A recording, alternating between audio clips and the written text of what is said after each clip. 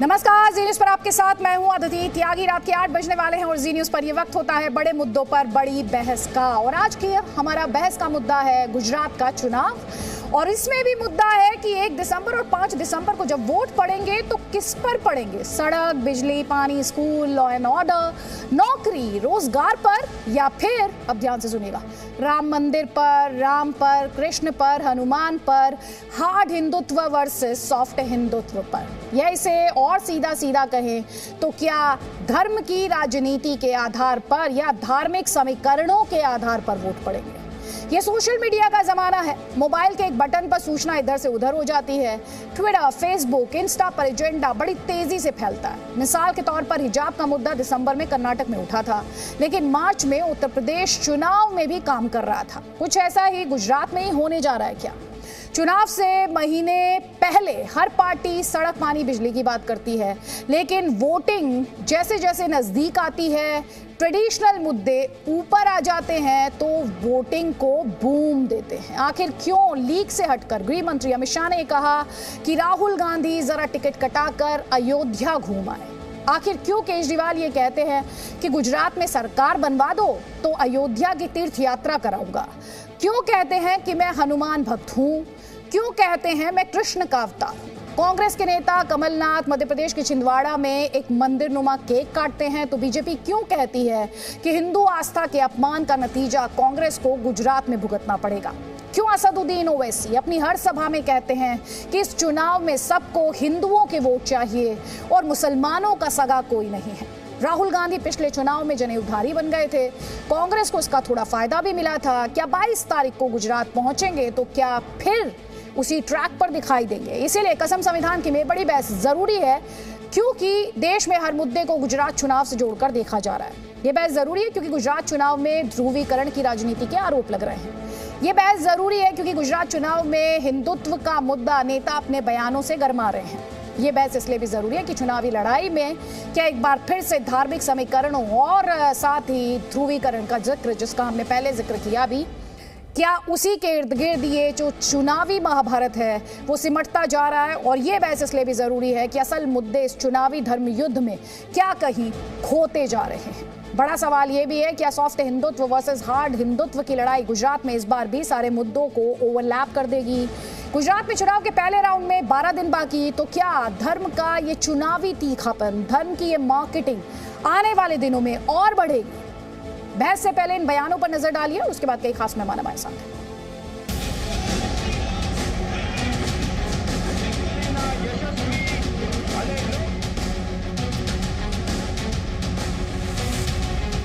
अपन ने प्रश्न पूछे, मंदिर वही बनाएंगे, तिथि नहीं बताएंगे। राहुल बाबा मंदिर में गुरु पूजने થઈ ગયું અને દર્શન કરવા તો જાન્યુઆરી 24 ની ટિકિટ કરાવી લો।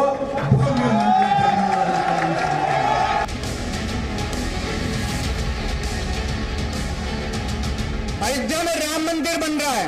कौन कौन लोग रामचंद्र जी के दर्शन करना चाहते हैं? गुजरात के लोगों को भी अयोध्या में रामचंद्र जी के दर्शन कराएंगे, फ्री में दर्शन कराएंगे।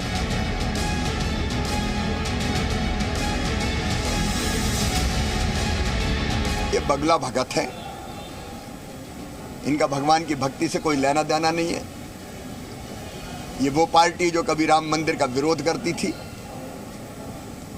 अब देखा कि नहीं इसके कारण तो वोटों का नुकसान हो जाता है, तो वोट के लिए फिर हनुमान जी याद आ गए।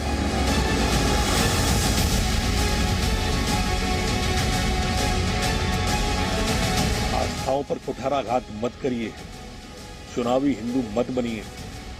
आप और आपके नेता राहुल गांधी जी पूरी यात्रा में मंदिर कहीं नहीं गए।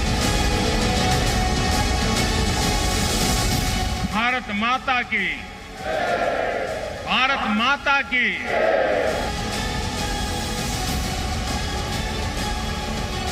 क्या आप बिल्किस बानो से मिलकर उससे कह सकते हैं कि तुझ पर जुल्म हुआ, हम इंसाफ दिलाएंगे? मुझे भगवान ने एक स्पेशल काम दे के भेजा है, ये इन कंस की औलादों का नाश करने के लिए।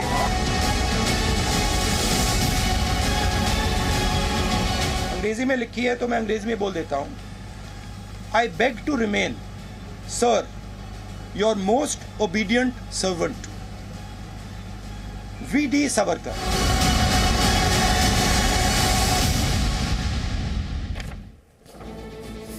तो कई खास मेहमान इस वक्त हमारे साथ हैं। हमारे साथ बीजेपी का पक्ष रखने के लिए प्रेम शुक्ला जी हैं, हमारे साथ रीना गुप्ता आम आदमी पार्टी का पक्ष रखने के लिए हैं, सरल पटेल कांग्रेस पार्टी का पक्ष रखने के लिए हमारे साथ हैं और कलीमुल हफीज IMIM का पक्ष रखने के लिए हमारे साथ हैं। और पहला सवाल प्रेम शुक्ला जी आप ही से है। जब 27 साल से गुजरात में आपका शासन है सर, आपकी पार्टी कहती है बहुत काम किया है, तो फिर ये राम मंदिर क्यों याद दिलाना पड़ता है? तुष्टीकरण की राजनीति के इर्द गिर्द बयान क्यों आने लगते हैं? हार्ड हिंदुत्व और सॉफ्ट हिंदुत्व की बात क्यों होने लगती है? मध्य प्रदेश में कमलनाथ कोई केक काटते हैं तो फिर इस तरह के स्टेटमेंट क्यों आने लगते हैं कि हिंदू आस्था का अपमान उन्होंने किया है और उसका खामियाजा गुजरात में भुगतना पड़ेगा? देखिए अदिति जी, हमने गुजरात में जो कायाकल्प किया है वो निश्चित तौर पर गुजरात की जनता को पता और अब चुनाव का मुद्दा है। लेकिन क्या ये सत्य नहीं है कि पिछले ही चुनाव में गुजरात में ही यही विपक्ष के लोग, आम आदमी पार्टी, कांग्रेस और अन्य दलें पूछते थे ना कि मंदिर वहीं बनाएंगे, तारीख नहीं बताएंगे? तो हम अगर तारीख बता रहे हैं कि मंदिर का दर्शन करने आप गुजरात वासी कब आएंगे, तो क्या गलत कर रहे हैं? ये 2017 में प्रश्न पूछे कि तारीख नहीं बताएंगे तो बहुत अच्छा, और हम आज अगर तारीख बताएं तो बहुत गलत। ये दोहरा मानदंड कैसे चलेगा दीदी जी?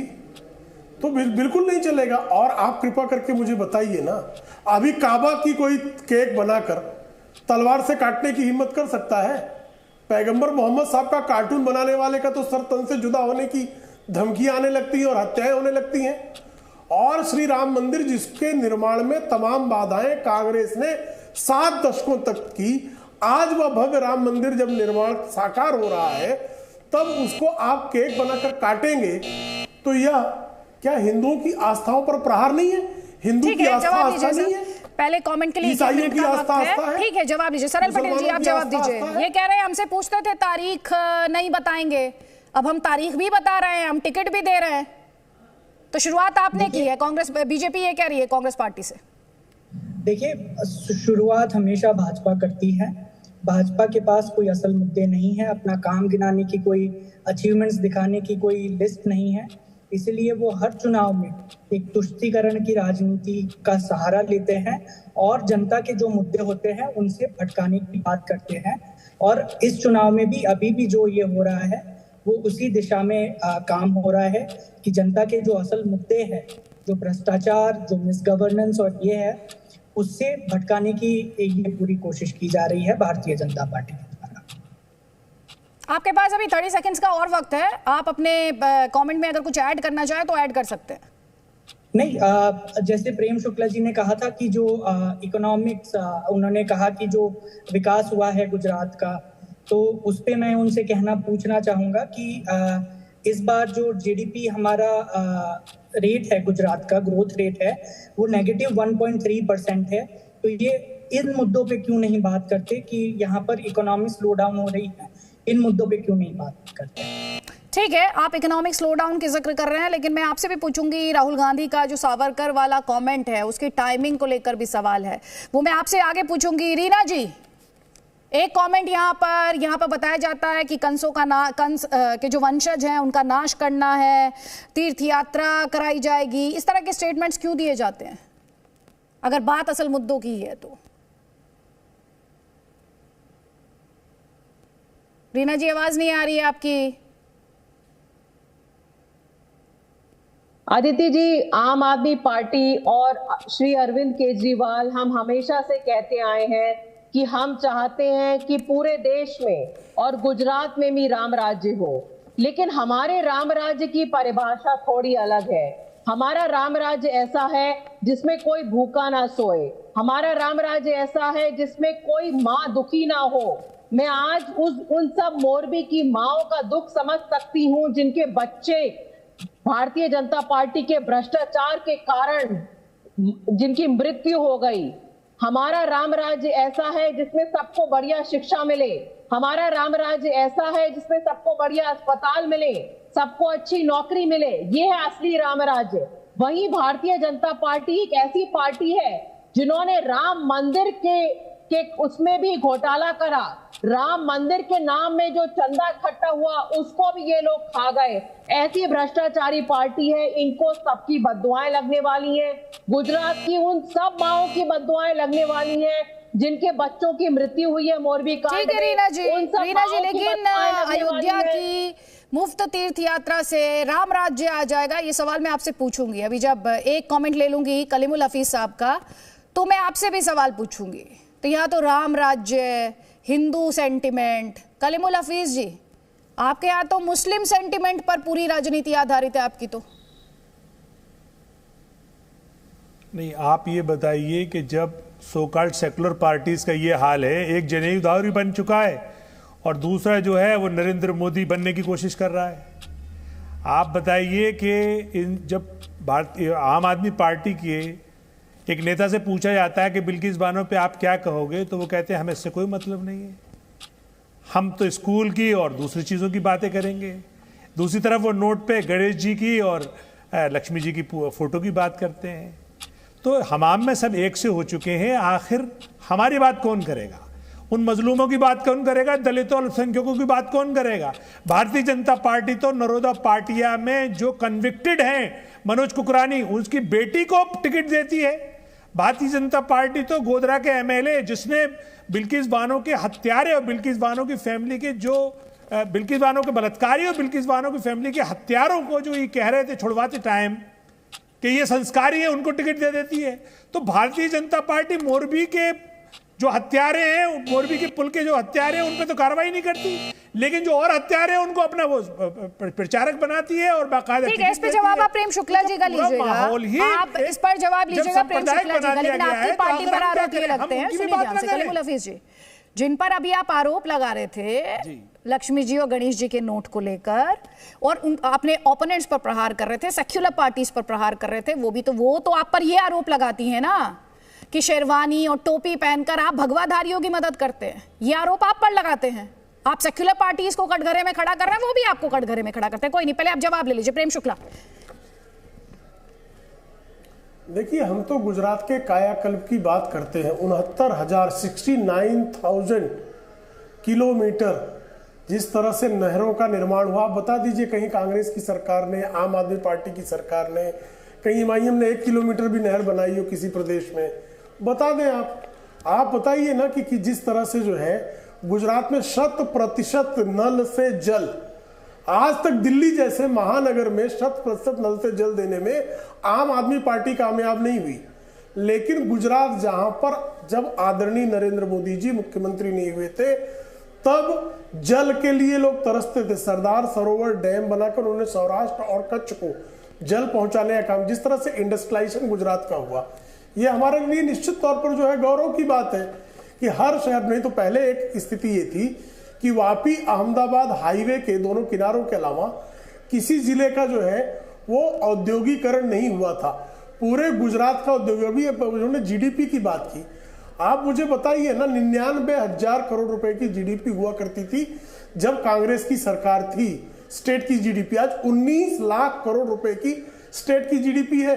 10,000 करोड़ रुपए का अधिकतम बजट था साहब, आज 2,40,000 करोड़ का सरप्लस बजट है गुजरात का। आप बता दीजिए कितने लोगों को मुफ्त का मकान जो है कांग्रेस के कार्यकाल में मिला, कितने लोगों को बिजली कांग्रेस के कार्यकाल में मिली।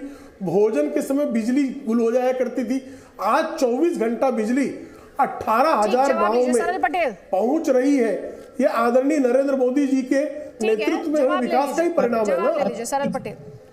आदित्य जी, ऐसी हवाई बातों में हम विश्वास नहीं रखते हैं, तो मैं आंकड़ों की बात करूंगा कि जब लास्ट कांग्रेस गवर्नमेंट थी गुजरात में 94 से लेके 95, तब हमारा जो जीडीपी ग्रोथ रेट था वो 19% था। और आज अगर इस साल की बात करें 2020 से 2021 की, तो वो -1.3% है। तो ये कौन से ग्रोथ की बात कर रहे हैं? ये कौन सा, ये उनका ग्रोथ दिखाता है, ये उनका वो दिखाता है। 2005 में गुजरात पर जो डेट थी वो 71,000 करोड़ थी। आज वो बढ़कर पिछले 15 साल में 4 लाख करोड़ बन गई है। और हर गुजराती के ऊपर अगर हम उसको डिवाइड करेंगे इक्वली, तो हर वोटर के ऊपर 63,000 रुपीस का कर्जा है। तो ये कौन सा विकास है? ये प्रेम शुक्ला जी जवाब दे। ठीक है, प्रेम शुक्ला जी से जवाब दीजिए। प्रेम शुक्ला जी जी जी जी आप मुझे बताइए, जीडीपी में कांग्रेस के जमाने से 1900 गुना 1900% वृद्धि होना, ये जीडीपी ग्रोथ नहीं, ये कहां का गणित पढ़कर आए साहब?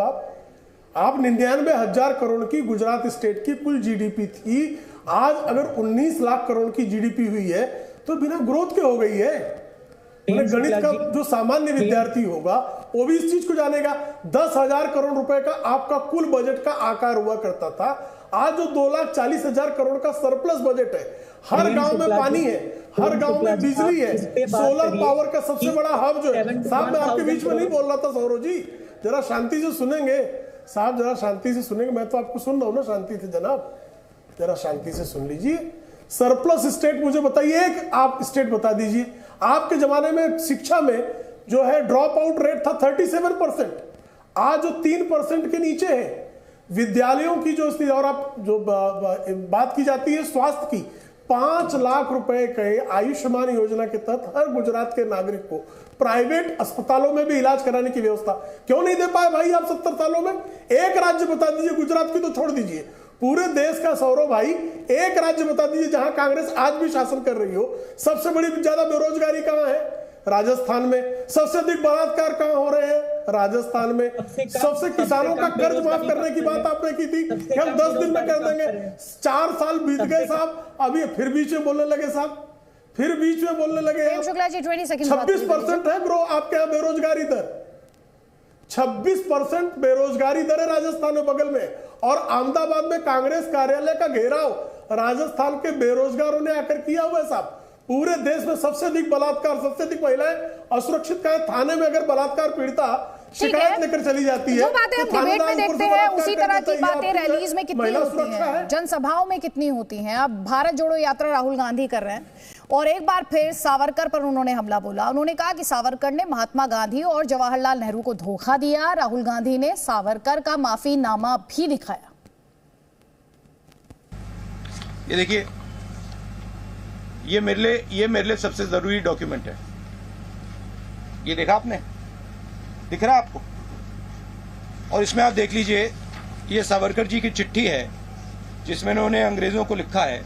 और मैं पूरी चिट्ठी आपको पढ़नी होगी, देख लीजिए, मैंने हाईलाइट भी कर रखी है, मगर मैं सिर्फ आखिरी लाइन पढ़ना चाहता हूं।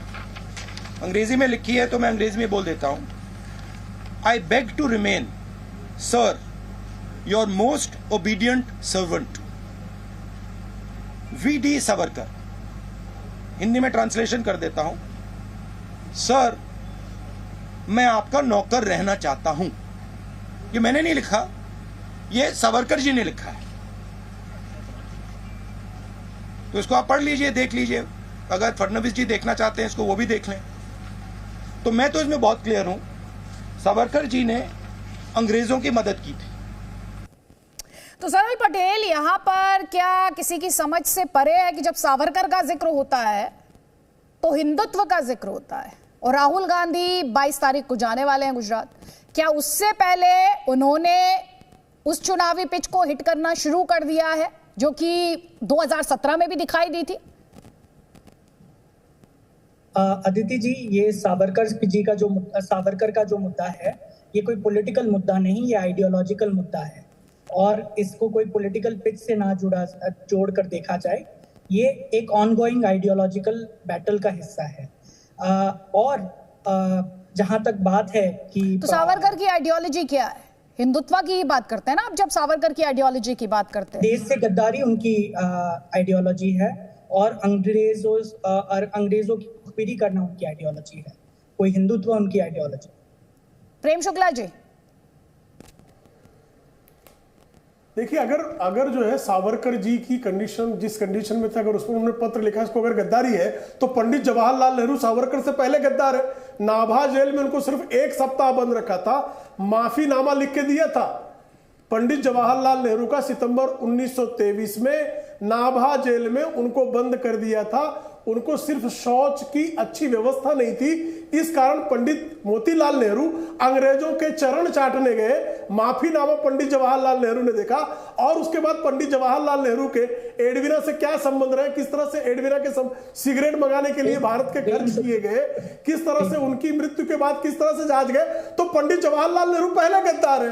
तो पंडित जवाहरलाल नेहरू जो है, और अगर राहुल गांधी को आज भी सेलुलर जेल में 1 सप्ताह बंद कर दिया जाए, वो इटली से लौट के नहीं आएंगे, ये मैं गारंटी आपको देता हूं, चुनौती देता हूं कि जिस तरह सेलुलर जेल में अंडमान में वीर सावरकर ने पराक्रम करते हुए भी वहां रहे, उस कंडीशन में आज भी श्रीमान राहुल गांधी 1 सप्ताह रहकर दिखाए, मेरी चुनौती है। और नाभा जेल में जो पंडित जवाहरलाल नेहरू ने माफी मांगी, उसके लिए तो गद्दार हो गए। नेहरू गद्दार थे, स्वीकार है। जवाब ले लीजिए प्रेम शुक्ला। जिस सेल्यूलर जेल की आप बात करते हैं, उसकी कठिनाइयों से मात्र 6 महीने में जो सावरकर जी, आपके सावरकर जी बहुत डर गए थे और माफी माननामे लिखे थे, उसमें 80,000 और कैदी थे, और 80,000 नेहरू क्यों डर गए थे तो बता दीजिए। 80,000 में से जरा नेहरू के माफीनामे का भी बता दीजिए। आपके बीच में वो नहीं बोल रहे थे, अब उनकी बात पूरी हो जाने दीजिए। 80,000 मेरे बीच में लगातार बोल रहे थे सर, आपके मेरे इंटरप्ट करने के बाद, मेरे ऑब्जेक्शन के बाद वो नहीं बोले, आपको इंटरप्ट नहीं किया सर उन्होंने, जवाब तो मैं ठीक है, मैं भी अब आपके ऑब्जेक्शन के बाद नहीं बोलता। 80,000 प्रिजनर्स में से एक भी प्रिजनर ने माफीनामा नहीं लिखा था, लेकिन सावरकर ने 7 बार माफीनामे लिखे, और जो 6ठा माफीनामा था उनकी वाइफ ने भी लिखा कि उनके पति की रिहाई के लिए। तो ये कायरता और ये देशद्रोह है जो उन्होंने, ये एक एपिटोम उसका। जल्दी एक कमेंट लूंगी। रीना जी, थोड़ी देर पहले कलीमुल हफीज ने ये कहा, आप में और बीजेपी में प्रतिस्पर्धा है, नेहरू गद्दार कहा जाए कि नहीं, इसका भी जवाब दे दीजिए। ठीक है सर, सरल पटेल से इस पर बाद में जवाब दूंगी। पहले रीना जी, ये एक यूनिवर्सिटी का ज्ञान है। देखिए, सावरकर जी का जो लेटर है वो एक पब्लिक डॉक्यूमेंट है। रीना गुप्ता जी की आवाज, रीना गुप्ता जी की आवाज। और रीना गुप्ता जी, आपसे सवाल ये जो अभी कलीमुल हफीज ने पूछा था, उन्होंने कहा इस वक्त ये होड़ लगी है कि बड़ा हिंदू कौन है। आप बिल्किस बानो पर चुप्पी साध लेते हैं। भारतीय जनता पार्टी को अपना नाम बदल के भारतीय भ्रष्टाचारी पार्टी रख लेना चाहिए। 27 साल हो गए, 27 साल में आज आप किसान से बात करिए, आप युवा से बात करिए, आप गृहिणी से बात करिए, हर महीने जो पेपर लीक होता है उसमें इनके कौन कौन से नेता इन्वॉल्व हैं जो पेपरों को बेचते हैं हर महीने, जो हर महीने वहां ड्रग्स पाई जाती है उसमें कौन कौन से नेताओं को चंदा मिलता है, मोरबी हत्याकांड में कौन से नेताओं को चंदा मिला कि जो कोई भी जयसुख पटेल का नाम लेने को तैयार नहीं है। 3 हफ्ते हो गए जयसुख पटेल को क्वेश्चनिंग की तक के लिए बुलाया नहीं गया। जो हर महीने जहरीली शराब में लोग मरते हैं उसमें कौन कौन से नेता इन्वॉल्व हैं। कहाँ के राम राज्य और कहाँ का ये हिंदू धर्म की बात कर रहे हैं। हिंदू धर्म में कहाँ सिखाया जाता है कि आप मिली भगत करके इस तरह से जो आपने देश पूरे स्टेट का बंटाधार करा हुआ है। रीना गुप्ता जी, बहुत अच्छी बात है, मुद्दे उठाए जाने चाहिए सत्ताधारी दल के खिलाफ, लेकिन मैं आपसे क्या पूछ रही हूँ, ये मुद्दे जनसभाओं में उस तरह डोमिनेट क्यों नहीं करते? क्यों जनसभाओं में? मैम सुन लीजिए ना प्लीज। रीना जी, मेरा जो सवाल था वापस उसी पर लौट रही है। जो कलीमुल हफीज ने सवाल उठाया, या फिर ये क्यों कहना पड़ता है कि अयोध्या की फ्री तीर्थ यात्रा, ये क्यों कहना पड़ता है कि कंस की औलाद, नोट पर लक्ष्मी जी गणेश जी की बात क्यों कहनी पड़ती है? ये सवाल आपके ओपोनेंट्स के सवाल है। अभी पूछ रहे थे कलीमुल हफीज, बिल्किस बानो पर आप क्यों चुप थे? देखिए, ये प्रेम शुक्ला जी जवाब देना। ये जो हमने प्रपोजल दिया बहुत बढ़िया प्रपोजल था। इस देश को आशीर्वाद चाहिए लक्ष्मी जी का और गणेश जी का। जो देश में इस समय बुरी हालत चल रही है, जो रुपये की कीमत चल रही है, जो बेरोजगारी की जो बुरी हालत है, जो महंगाई की बुरी हालत है कि कोई सिलेंडर तक नहीं भरवा पा रहा, इस देश को और कोई नहीं बचा सकता, सिर्फ शायद लक्ष्मी जी और गणेश जी बचा ले। क्योंकि हमने देख लिया कि अच्छे दिन तो किसी के आ नहीं रहे हैं, ना किसी को नौकरी। आपसे सवाल किया, आप जवाब क्या दे रही है? आपसे सवाल किया और जवाब क्या दे रही है? चलिए, आप तो सवाल का जवाब नहीं दे रही है, आपको पता है मेरा सवाल क्या है। आप पर जो आरोप लग रहे हैं उन आरोपों पर आप जवाब नहीं दे रही है मैम, कि बड़ा हिंदू कौन है इसे लेकर होड़ लगी हुई है, उस सवाल का जवाब नहीं दे रही है आप। हम तो कहते हैं राम राज्य होना चाहिए, राम राज्य होना चाहिए, सबको तीर्थ यात्रा होनी चाहिए। क्यों नहीं भारतीय जनता पार्टी 27 साल में राम राज्य कर पाई? क्योंकि सारा पैसा जो है भ्रष्टाचार में खत्म हो गया। राम राज्य ऐसा होना चाहिए कि कोई भूखे पेट ठीक है, कलीमुल हफीज ये कह रहे हैं कि हम तो चाहते हैं कि राम राज्य होना चाहिए, ये कह रहे हैं लक्ष्मी जी और गणेश जी की तस्वीरें भी होनी चाहिए, क्योंकि इन्हें लगता है कि तभी जो इकोनॉमी है वो बेहतर करेगी।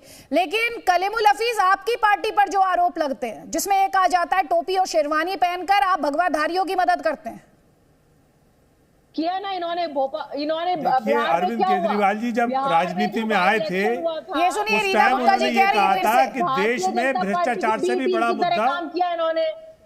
जरा मैडम मुझे बोलने दीजिए, रीना जी मुझे बोलने अरे दीजिए। सर, आपको जब अरविंद भारतीय जनता केजरीवाल पार्टी की जी बी टीम की तरह काम करते हैं। जो बिहार में बाई इलेक्शन हुआ सिर्फ एआईएमएम की वजह से भाजपा जीती वहां पे, ना, क्योंकि आपने सारे वोट काटे और आप अब आपकी सच्चाई बता रहे हैं मैडम। भारतीय जनता पार्टी की आपकी सच्चाई बता रहे हैं, सुनिए। अब भारतीय जनता पार्टी की मदद करते हैं, जहां भाजपा लड़ती है वहां आप पहुंच जाते हैं। हम बताएंगे आपको, हम आपकी असलियत बताएंगे। आप क्या बताएंगे? बताएंगे, आप सुनने की शक्ति रखिए। हम बोल रहे हैं, आप चुप जाएंगे तो हम बताएंगे आपको। पूरा देश ने देखा है सब। देखिए, जब आपके जो मुखिया है, जो आजकल अपने आप को जादूगर भी कहते हैं, अरविंद केजरीवाल जी, जब वो राजनीति में आए थे तो उन्होंने ये कहा था कि देश में भ्रष्टाचार से भी बड़ा मुद्दा सांप्रदायिकता है। जब दिल्ली की जनता ने उनके हाथ में सत्ता दे दी तो वो इतने बड़े सांप्रदायिक हो गए कि अब नरेंद्र मोदी से मुकाबला है उनका। यानी जो 2013 में नरेंद्र मोदी जी बातें करते थे वो इस वक्त अरविंद केजरीवाल कर रहे हैं। अरविंद केजरीवाल ने महात्मा गांधी को अपने दफ्तर की दीवार से निकाल दिया और वहां पे 2 तस्वीरें लगाई, एक लगाई शहीद भगत सिंह जी की और एक लगाई महात्मा डॉक्टर भीमराव अंबेडकर साहब की। और दोनों ने ये बात कही है, भीमराव अंबेडकर साहब ने कहा इस देश का कोई धर्म नहीं है, इस देश का धर्म संविधान है। तो आखिर उनकी अवहेलना क्यों कर रहे हैं अरविंद केजरीवाल? उधर शहीद भगत सिंह आखिर जेल में थे, तब तक वो ये कहते रहे कि मैं नास्तिक हूं। उन्होंने किसी धर्म की पैरवी नहीं की, उन्होंने देशभक्ति की पैरवी की। तो ये जो कट्टर ईमानदारता और कट्टर जो आपने ईमानदारी के जो सर्टिफिकेट बांटा था, और आज आपके 2 मंत्री जेल में हैं, और आप माइनॉरिटी का वोट तो चाहिए आपको, लेकिन माइनॉरिटी के बात बोलने में आपका हला सूख जाता है। आप एक तरफ तो तबलीगी जमात को टारगेट बनवा के कोविड में उनको पूरे हिंदुस्तान में परेशान करवाते हो, और दूसरी तरफ आप वोट पे भी इनका क्लेम करते हो। आप गुजरात में भी वही खेल खेल रहे हो आप, कि आप जो असल प्रॉब्लम है उस पर बात करने को तैयार नहीं हो, और आप हिंदुत्व के बड़े खिलाड़ी बन गए हो। तो सवाल अब ये है कि देश आपकी असलियत जान चुकी है। आप पंजाब गए तो वहां पे आपने भगत सिंह जी का गलत इस्तेमाल किया। जवाब ले लीजिए, जवाब ले लीजिए कलीमुल हफीज जी, जवाब ले लीजिए। कर रहे हो 3 बातें कह रहे हैं रीना जी कि आप अरविंद केजरीवाल की जो टक्कर है वो नरेंद्र मोदी से है। हिंदुत्व का बड़ा चेहरा कौन सा है, इसे लेकर अब आपकी पार्टी से सुन लीजिए। आप ही का सवाल पूछ रही हूं उनसे। अब आप बीजेपी से इस मामले में 2 हाथ करना चाहते हैं हिंदुत्व की पिच पर। दूसरा, उन्होंने कहा कि आपको माइनॉरिटी का भी वोट चाहिए, लेकिन फिर आप ये भी बताने लगते हैं कि मैं इनका भक्त हूं, उनका भक्त हूं। देखिए अदिति जी, ये तो बिल्कुल क्लियर हो चुका है कि एआईएमआईएम जो है वो भारतीय जनता पार्टी की बी टीम है। जहां पे भी भारतीय जनता पार्टी को मदद चाहिए होती है वहीं पे ये लोग जाते हैं और ये भारतीय जनता पार्टी की मदद करते हैं वहां पे चुनाव जीतने में। अभी बिहार में बाय इलेक्शन का रिजल्ट आप देखिए, अगर वहां पे एआईएमआईएम नहीं होता तो वहां पे भारतीय जनता पार्टी हारती। ठीक है रीना जी, वो इस लिहाज से भी कह रहे हो कि अयोध्या के लिए पोलराइजेशन करने की कोशिश कर रहे हैं। हो सकता है इस बात की भी शिकायत हो कि इन्होंने माइनॉरिटी के लिए क्या किया है। हम दिल्ली में जो बढ़िया काम करते हैं उसमें ये नहीं होता है कि हिंदू है कि मुसलमान है। जब बढ़िया स्कूल बनते हैं, रीना जी उनकी आपत्ति शायद इस बात पर हो सकती है कि अयोध्या की तीर्थ यात्रा की बात हो रही है, किसी दरगाह की भी फ्री तीर्थ यात्रा की बात हो जाती है, उसका भी जिक्र हो जाता। वो आपको जवाब देना चाह रहे हैं, जवाब ले लीजिए, जवाब ले लीजिए। कलीमुल हफीज आपको जवाब देना चाह रहे हैं। भैया बी टीम है, बार बार आप पर एक ही आरोप लग रहा है। और मैं प्रेम शुक्ला जी से पूछूंगी बी टीम कौन, किसकी बी टीम है? यहाँ तो यही नहीं समझ आता है जी। कलीमुल हफीज, देखिए दिल्ली का बजट 70,000 करोड़ है, उसमें माइनॉरिटी के लिए सिर्फ इन्होंने 90 लाख रुपए रखे हुए हैं, और उसमें भी माइनॉरिटी और SC ST तीनों मिला दिए हैं। हमारे जो तेलंगाना में हम जहां पर काम करते हैं वहां पे 17,000 करोड़ माइनॉरिटी का बजट है, जबकि आबादी दिल्ली में मुस्लिम्स की और वहां पे बराबर है। तो ये तो फर्क है हम में और इनमें। दूसरी बात, उत्तर प्रदेश में ये आम आदमी पार्टी गई थी, हमसे कम वोट मिले इसको, तो ये क्या कौन सा रोल अदा कर रही थी, किसको जिता रही थी आम आदमी पार्टी। तीसरे नंबर पे ये जो आपने जो अपनी आइडियोलॉजी चेंज की है, जो अब तक आप सांप्रदायिकता को एक बड़ा मुद्दा मानते थे, यानी भ्रष्टाचार से बड़ा मुद्दा मानते थे, आज आप सांप्रदायिक क्यों हो गए? क्योंकि आप आरएसएस का छोटा रिचार्ज हैं, इसलिए आपको छोटा रिचार्ज कहा जाता है। आप सिर्फ उन्हीं जगहों पर लड़ते हैं जहां जहां आपको बीजेपी की मदद करनी हो। गुजरात में भी आप बीजेपी की मदद कर रहे हैं और ये पूरा देश देख रहा है और आपकी पोल खुल चुकी है, इसलिए आप असल मुद्दों से हट जाते हैं। प्रेम शुक्ला जी बताइए, हम आपकी मदद कर रहे हैं बड़ा हिंदुत्व। प्रेम शुक्ला जी कौन आपकी मदद कर रहा है यहाँ पे? कौन छोटा रिचार्ज है, कौन आपकी बी टीम है? बहुत ही कंफ्यूजन की स्थिति है यहाँ पर। प्रेम शुक्ला सरल पटेल जी, उसके बाद मंच दूंगी। प्रेम शुक्ला जी की कोई मदद नहीं कर सकता क्योंकि गुजरात की जनता 27 साल के भ्रष्टाचार से। मीरा गुप्ता जी सुन लीजिए, जवाब सुन लीजिए मैम। गुजरात की जनता सुन लीजिए, जवाब सुन लीजिए। अवसर देंगे अदिति जी, ये शोर बंद कराएंगी। देखिए, हमारा ही मदद हमारे कार्यकर्ता करते हैं। 18 करोड़ कार्यकर्ता हमारे हैं गुजरात में। हमारे जो है 86 लाख जो पन्ना समिति के सदस्य हैं वो हमारी मदद करते हैं। और हम जो विकास कार्य करते हैं, मतलब मुझे अब आप गुजरात के विकास कार्यों की, यूनिवर्सिटी की संख्या जब तक भाजपा नहीं आई थी शासन में गुजरात में 21 थी, आज 103 यूनिवर्सिटी है गुजरात में। एक यूनिवर्सिटी दिखा दे जो आम आदमी पार्टी ने पंजाब में या दिल्ली में बना दिया हो। कॉलेज की संख्या 775 थी, आज 3117 है। इंजीनियरिंग कॉलेज की संख्या 26 थी। बात पूरी इनको शांत कराइए। इंटरप्ट करेंगे तो मुझे बहुत दिक्कत होगी, डिस्कशन नहीं हो पाएगा। सुन रहा था बहुत ध्यान से। एक सेकेंड, प्रेम शुक्ला जी 40 2002 में इंजीनियरिंग कॉलेज की संख्या 26 थी, आज 133 है। फिर देखिए कैसी आदित्य जी, ये क्या तरीका है? मैं तो सुन रहा था शांति से। जी सर बोलिए बोलिए, प्रेम शुक्ला जी बोलिए। इनको शांत कराएं तो बोलना शुरू करो। सर शांत है वो। साल 2002 में पॉलिटेक्निक कॉलेज की संख्या 31 थी, आज 144 है। सबसे अधिक इन्वेस्टर्स को आकर्षित अगर किसी ने किया है तो गुजरात ने आकर। मुझे बता दीजिए ना, दिल्ली में एक कॉलेज का नाम बता दीजिए जो आम आदमी पार्टी के कार्यकाल में खुला हो। मुझे एक स्कूल, नया विद्यालय एक नहीं खोल पाए। और भ्रष्टाचार पे क्या बात करेंगे? जो जेल में जाके महाठग से वसूली करते हो, जिनका जेल मंत्री जेल में बैठा हुआ हो और उसको मंत्रिमंडल से निकालने से अरविंद केजरीवाल की रूह कांप जाती हो कि मेरी सारी पोल खोल देगा। जो शराब वालों से वसूली करते हो, जो भ्रष्टाचार के मामले में टिकट बंटवारे में अखिलेश त्रिपाठी जो है वो उनके रिश्तेदार गिरफ्तार कर लिए गए हैं। जो टिकट में भ्रष्टाचार करे, जो शराब में भ्रष्टाचार करे, जो विद्यालय बनाने में भ्रष्टाचार करे, जो शौचालय में भ्रष्टाचार करे। अरे साहब, भ्रष्टाचार के मामले में आपका मुंह इतना काला है कि उस पर क्या बात की जाए। और किसकी बात कर रहे हैं? एक भ्रष्टाचार का आरोप जो है सिद्ध करके आम आदमी पार्टी नहीं दिखा सकती। नितिन गडकरी से नाक रगड़ के माफी मांगी थी, आरोप लगाया था आपके अरविंद केजरीवाल ने। अरुण जेटली जी से नाक रगड़ के, कान पकड़ के माफी मांगी थी। और आज भी इतनी बेशर्मी करते हैं, आज भी वही बात करते हैं। आपने जो कभी फिर चिल्लाने लगी है, जरा इनको शांत कराइए। दीदी जी का है, शांत हो जाइए। मैं तो इनके बीच में नहीं बोल रहा था। नाक रगड़ के केजरीवाल ने माफी मांगी थी, कान पकड़ के माफी मांगी थी। जवाब लीजिए, एक जवाब ले लीजिए। मोरबी हत्याकांड के लिए कौन जिम्मेदार है, उस पर आप जवाब दीजिए। मोरबी हत्याकांड में किसने किसने पैसा वसूला है? क्यों नहीं आप जयसुख पटेल का नाम ले रहे हैं? जवाब दीजिए इस बात का। आप बिल्किस बानो पर कब बोलेंगे? असदुद्दीन ओवैसी पूछ रहे हैं आपसे। नहीं, बिल्किस बानो पर अरविंद केजरीवाल कब बोलेंगे? ये अब जिसे आप बी टीम बता रही थी वो पूछ रही है आपसे। आप प्रेम शुक्ला जी से ये पूछिए कि मोरबी हत्याकांड के लिए कौन जिम्मेदार है। मैम उनसे तो मैं पूछ लूंगी, उनसे ये सवाल आज नहीं पूछ रही हूँ, ये बहुत पहले से हम ये सवाल पूछ रहे हैं। मैं आपसे ये पूछ रही हूँ, ये जो पूरी पॉलिटिकल डिबेट है जिसमें आईएमआई को छोटा रिचार्ज, आप एआईएमआईएम को बी टीम बता रही है मैम, उस पर क्या जवाब है? असदुद्दीन ओवैसी पूछ रहे हैं कि अरविंद केजरीवाल बिल्किस बानो पर कब बोलेंगे? पार्टी से पूछिए कि जो 6000 स्कूल बंद हो गए उनके लिए कौन जिम्मेदार है? जो गुजरात में हर महीने पेपर लीक होता है, वो पेपर बेचने के लिए दो बयान सुनवा देती हूँ। दिल्ली के मुख्यमंत्री के बयान सुनवा दीजिए, इन्हें बयान सुनवा दीजिए। मुझे भगवान ने एक स्पेशल काम दे के भेजा है, ये इन कंस की औलादों का नाश करने के लिए, इनका सफाया करने के लिए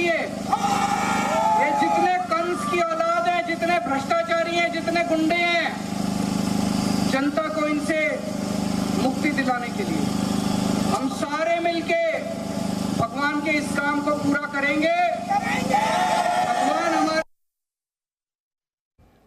अयोध्या में राम मंदिर बन रहा है, अगले साल तक पूरा हो जाएगा।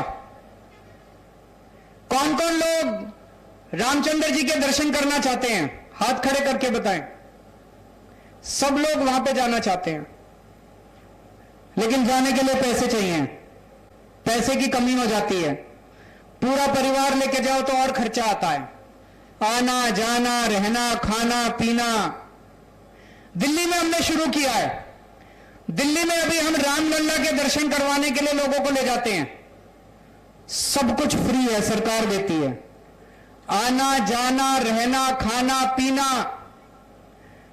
जब ट्रेन जाती है, स्पेशल ट्रेन जाती है दिल्ली से, मैं उन्हें छोड़ने जाता हूं स्टेशन पे, जब ट्रेन आती है मैं उन्हें लेने जाता हूं, इतने खुश होते हैं लोग, इतना आशीर्वाद देते हैं लोग, इतना आशीर्वाद देते हैं।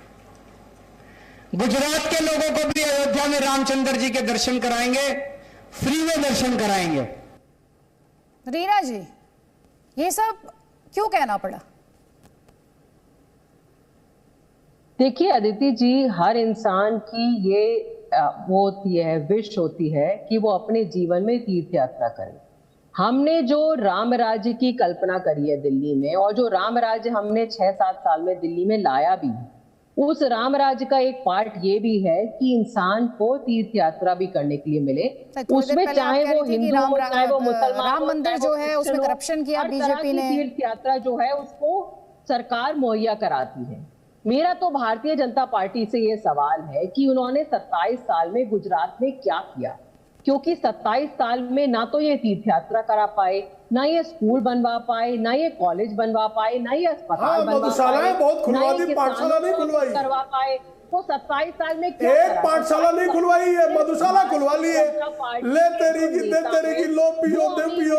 इतना भ्रष्टाचार है, इतना भ्रष्टाचार। एक बोतल पे एक बोतल फ्री पियो, यही आपने किया है। और जेल में जाके वसूली करता, इतना भ्रष्ट है केजरीवाल। एक बार फिर से इतना भ्रष्ट केजरीवाल। असदुद्दीन ओवैसी की पार्टी के प्रवक्ता भारतीय नेता, जेल में भी वसूली, इतना भ्रष्ट है, सब ठग को भी ठग कलीमुल्ला हाफिज, आप हाथ उठा रहे थे, आपका काउंट है, उसके बाद सरल पटेल, जल्दी जल्दी प्लीज। देखिए रीना जी, ये बताएं कि अरविंद केजरीवाल साहब ये कहते थे कि मेरी नानी कहती है कि मुझे ऐसा राम मंदिर नहीं चाहिए जो किसी की मस्जिद तोड़ के बनाया जाए, और ये सुप्रीम कोर्ट ने कहा कि मस्जिद को गिराया जाना वो एक आपराधिक कृत्य था। तो मस्जिद तो टूटी, वहां पे मंदिर बन रहा है, तो वो उस पुराने वाले वक्तव्य का क्या होगा जो पहले कहते थे ये? तो ये जो बहरूपियापन है अरविंद केजरीवाल जी का, वो अब सबके सामने आया है। अरविंद केजरीवाल साहब को अब क्लियर कह देना चाहिए कि मैं संघ परिवार का हिस्सा हूं, हिंदुत्व का खिलाड़ी हूं। वो जिस तरीके से जय श्री राम कहते हैं, मैं हनुमान भक्त हूं, तो बाकायदा डिक्लेयर कर देना चाहिए कि मुझे बाबा साहब भीमराव अंबेडकर साहब के संविधान पे यकीन नहीं है, मैं उसी मनुस्मृति का या उसी हिंदू राष्ट्र का चाहने वाला हूं जिसका संघ परिवार जो है वकालत करता है। ये डिक्लेयर कर देना चाहिए। ठीक है, इस पर रीना जी का काउंटर बाद में लूंगी, पहले सरल पटेल, काफी देर से वो कुछ कहना चाह रहे हैं, जल्दी से सरल पटेल। देखिए आदित्य जी, ये बड़ी हास्यास्पद बातें हैं कि एक तरफ AIMIM और एक तरफ आप दोनों एक दूसरे को, जो दोनों छोटे रिचार्ज है RSS के, वो एक दूसरे को छोटा रिचार्ज कहने में लगे हुए हैं। रीना गुप्ता जी को ये जवाब देना चाहिए कि उत्तराखंड में जो उनके CM कैंडिडेट थे आम आदमी पार्टी के, कर्नल कोठियाल, और उनकी आधी स्टेट यूनिट भाजपा ज्वाइन कर चुकी है, और कर्नल कोठियाल अब वहाँ उत्तराखंड बीजेपी के स्टेट के प्रवक्ता है। तो उस पर वो क्या कहना चाहेगी? ऐसे ही हिमाचल में हमने देखा कि उनके जो टॉप 3 लीडर्स थे, स्टेट प्रेसिडेंट, संगठन महासचिव, ये तीनों भारतीय जनता पार्टी में शामिल हो गए, और उन्होंने कहा कि हम भारतीय जनता पार्टी को मजबूत करने का काम करेंगे। तो ये बड़ी हास्यास्पद बातें हैं कि जैसे ही चुनाव खत्म होता है या खत्म होने को होता है, जो आम आदमी पार्टी के जो की लीडर्स होते हैं वो तुरंत भारतीय जनता पार्टी में शामिल होकर भारतीय जनता पार्टी को मजबूत करने की बातें करते हैं। तो ये दिखाता है गुजरात के कितने MLA बिक के चलेगा भारतीय जनता पार्टी में? रीना जी, आप बताइए कि आपके कैंडिडेट पूरे देश में जो operation lotus Bharatiya Janata party चला रही है उसमें सारे एमएलए तो कांग्रेस के ही होते हैं। इसलिए इस बार गुजरात की जनता कांग्रेस को तो वोट देने वाली नहीं है। उनको पता है कांग्रेस को वोट देने का मतलब है अपना वोट वेस्ट करना। जो 2-4 चुन के आ भी जाएंगे वो भारतीय जनता पार्टी ज्वाइन कर लेंगे। पूरे देश में 200 एमएलए कम से कम कांग्रेस के बिक के भारतीय जनता पार्टी में गए हैं। सरल पटेल जी, क्या बात कर रहे हैं आप? कौन सी दुनिया में रहते हैं आप? भारत में रहते हैं? रीना गुप्ता जी, आपके दिल्ली में कितने नेताओं ने भारतीय जनता पार्टी ज्वाइन की है? किसी ने ज्वाइन नहीं करी है, किसी ने ज्वाइन नहीं करी है, एक ने भी ज्वाइन नहीं करी है। भारतीय जनता पार्टी की हैसियत नहीं है कि आम आदमी पार्टी के किसी एमएलए को खरीद ले। कोशिश तो बहुत करी है इन्होंने। दिल्ली में ऑपरेशन लोटस करने की बहुत कोशिश करी। दिल्ली में ऑपरेशन लोटस इनका फेल हो गया क्योंकि इनके पास किसी हैसियत नहीं है कि किसी आम आदमी पार्टी के एमएलए को खरीद पाएंगे। और अब देखिए वे क्या कर रहे हैं। ठीक है, आपकी पार्टी बहुत मजबूत पार्टी है, दमदार पार्टी है, चेहरा आपकी पार्टी में, लेकिन फिर ये कंस की औलादें, तीर्थ यात्रा, ये अभी जो थोड़ी देर पहले आपके ओपोनेंट कलीमुल हफीज ने कहा कि कभी आप कहते थे कि हम कभी सांप्रदायिक नहीं हो सकते, और वो आज आरोप लगा रहे हैं कि आप उतने ही सांप्रदायिक हैं जितने की बीजेपी। उन्होंने ये भी कहा कि आप आरएसएस का छोटा रिचार्ज होने का आरोप लगाया उन्होंने आप पे। उस पर क्या जवाब है आपके पास? आप देखिए ना, ये सारे के सारे सिर्फ आम आदमी पार्टी से सवाल पूछ रहे हैं। इससे ये बिल्कुल क्लियर हो जाता है कि सारे के सारे भारतीय जनता पार्टी की बी टीम है, क्योंकि इस बार गुजरात में मुकाबला जो है सिर्फ आम आदमी पार्टी बनाम भारतीय जनता पार्टी है। ये कोई भी बीजेपी से कोई सवाल नहीं पूछ रहा है। नहीं, बीजेपी तो कह रही है कि आम आदमी पार्टी कहीं नहीं है, चाहे वो बीजेपी प्रेसिडेंट जेपी नड्डा हो या फिर होम मिनिस्टर अमित शाह हो। वो कह रहे हैं आम आदमी पार्टी से टक्कर नहीं है हमारी टक्कर कांग्रेस पार्टी से। अदिति जी इनसे पूछिए ना, हमारे कैंडिडेट को किडनैप क्यों किया इन्होंने? अगर टक्कर ही नहीं है तो हमारे कैंडिडेट को किडनैप क्यों किया? ये तो आपका आरोप है। इतिहास में पिछले 25 साल में ऐसा नहीं हुआ होगा। पुराने जमाने में सुना करते थे, नेटफ्लिक्स की मूवीज में देखते हैं। और आप जिनकी बात कर रही है, भाई आपका आरोप है, और जिनकी आप बात कर रही है वो तो खुद इनकार कर चुके हैं। नहीं, आप जिनकी बात कर रही हैं वो तो खुद ही किडनैप होने से इनकार कर चुके हैं, क्योंकि अपनी किडनैपिंग हुई नहीं उनकी, वो खुद इनकार कर चुके हैं इस बात से। अदिति जी, किसी के सिर पे आप बंदूक अगर लगाएं तो फिर तो वो वही बोलेगा ना जो आपने उसको बोला है बोलने के लिए। पुलिस के सामने उनको उठाया गया, रिटर्निंग ऑफिसर के सामने। ऐसा सुना है आपने कभी? कोई एक जवाब ले लीजिए प्रेम शुक्ला जी, जहाँ पे कि भाई बहुत डरते हैं आप आम आदमी पार्टी से। नॉमिनेशन पेपर आपकी टक्कर गुजरात में आम आदमी पार्टी से है, ये कह रही है रीना गुप्ता, और इतना डरते हैं आप कि आपने किडनैपिंग तक करवा दी।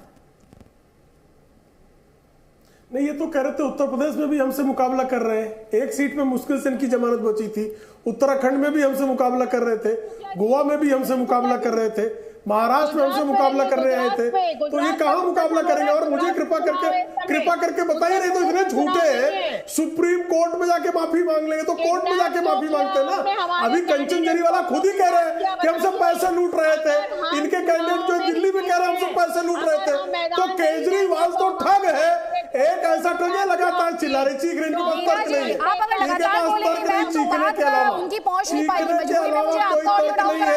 झूठ बोलने वाले जो है, एक सेकंड, कितना भी लगातार बोलने से बात नहीं होती, लगातार बोलने से बात नहीं होती। एक सेकंड रुकिए प्रेम शुक्ला जी, एक सेकंड।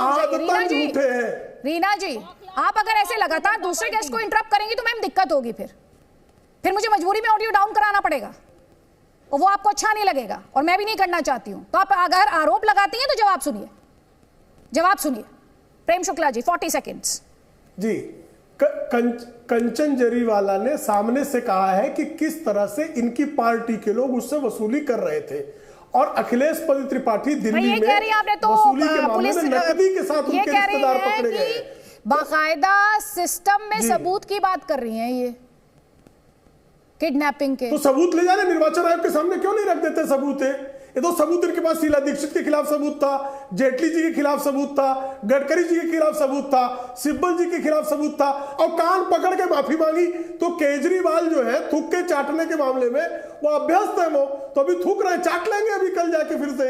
अभी ये कंचन जरीवाला भी कल एक मुकदमा कर दे तो केजरीवाल कान पकड़ के उठक बैठक करने लगेंगे।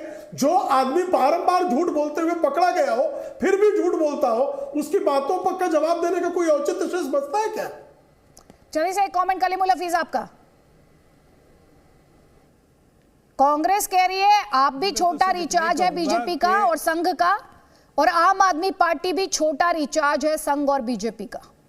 तो जो आरोप आप दूसरों पर लगा रहे हैं, कांग्रेस वही आरोप आप पर लगा रही है। देखिए, कांग्रेस का तो ये करा धरा ही है। कांग्रेस ने जो बेवकूफ बनाया धर्मनिरपेक्षता के नाम पर, अब उसी रास्ते पर और पार्टियां चल रही हैं और माइनॉरिटीज की इनकी नजर में कोई कदर नहीं है। ना माइनॉरिटीज का नाम जुबान पर ला रही हैं, ना उनकी परेशानियां बता रही हैं, और गुजरात उसका वर्स्ट एग्जाम्पल है। यानी वहाँ डिस्टर्ब्ड एरिया एक्ट है, वहाँ जो मुस्लिम एरियाज हैं उनको घिटोज में कन्वर्ट करके वहाँ पे कोई किसी तरह की सुविधाएं नहीं है। भारतीय जनता पार्टी ने अपने जुल्मों की इंतहा कर रखी है, और उस पर सितम यह है कि कांग्रेस और आम आदमी पार्टी भी उनकी तकलीफों को बयान करने के लिए तैयार नहीं है। इसीलिए ऑल इंडिया मजलिस इत्तेहादुल मुस्लिमीन ने अपने कैंडिडेट उतारे हैं और ये वादा किया है कि अल्पसंख्यकों और दलितों, तुम इनको हराना जिताने से बाहर आओ और अपनी हालत को सुधारने के लिए, अपनी नुमाइंदगी को विधानसभा में पहुंचाने के लिए AIMIM के जो नुमाइंदे हैं उनको जिताओ और इन्हें वहां पहुंचाओ ताकि ये आपकी तकलीफ बयान कर सके। आपका सगा कोई नहीं है, कांग्रेस भी आपकी पीठ में छुरा घोंपती है, और अब ये नए जो ठीक है, सरल पटेल ये कह रहे हैं कि आपने भी मुसलमानों की पीठ में छुरा घोंपने का काम किया, वही काम करेंगे जो बीजेपी करती है। ठीक है, और आप में और बीजेपी में कोई फर्क नहीं है।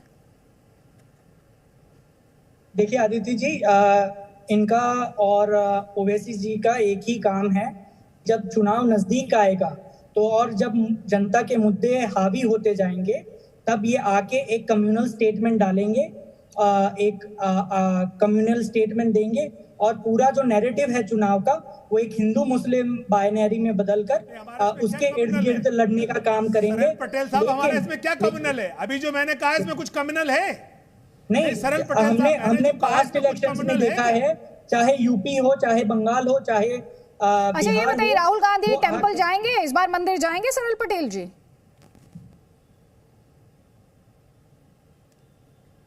सॉरी, इस बार जाएंगे राहुल गांधी मंदिर? वो हमेशा से मंदिर जाते आए हुए हैं, और इस बार अगर लास्ट टाइम वो यात्रा कर रहे थे, जो यात्रा के बीच में काफी मंदिर थे, काफी उसमें थे, वो सारे मंदिरों में गए थे। इस बार अगर वो यात्रा निकालेंगे तो वो बिल्कुल मंदिर में जाएंगे। चलिए ठीक है, कुल मिलाकर डिबेट में बात की जाती है मुद्दों की, लेकिन फिर सियासी पिच पकड़ ली जाती है हिंदुत्व की। सभी मेहमानों का बहुत बहुत शुक्रिया, जिस पर हर चुनाव में हर सियासी दल ताबड़तोड़ बैटिंग कर मैच को जीत लेना चाहता है। धर्म के नाम पर वोटों का ध्रुवीकरण करना शायद सबसे आसान है, इसलिए मौका कोई भी नहीं चूकना चाहता। ऐसे में आप सोचिएगा जरूर, क्या धर्म की राजनीति से आपका भला होने वाला है? और क्या जो लोग अपने वोट बैंक के लिए हिंदुत्व को अपनी टूल किट बना चुके हैं, क्या वो आपको असल मुद्दों से जुड़ने देंगे? गुजरात चुनाव में हर राजनीतिक दल हिंदुत्व को बूस्टर डोज की तरह इस्तेमाल कर रहा है, यानी कम समय में वोटों का ज्यादा से ज्यादा मुनाफा देख रहा है। ऐसे में सोचिएगा जरूर कि आखिर राजनीतिक दलों की इस मंशा को वोटर समझ नहीं पाते या फिर समझना ही नहीं चाहते। आखिर वो धर्म के सहारे वोट के लिए बनाई गई राजनीतिक दलों की इन सियासी चालों में कैसे फंस जाते हैं। कसम संविधान की में फिलहाल इतना ही।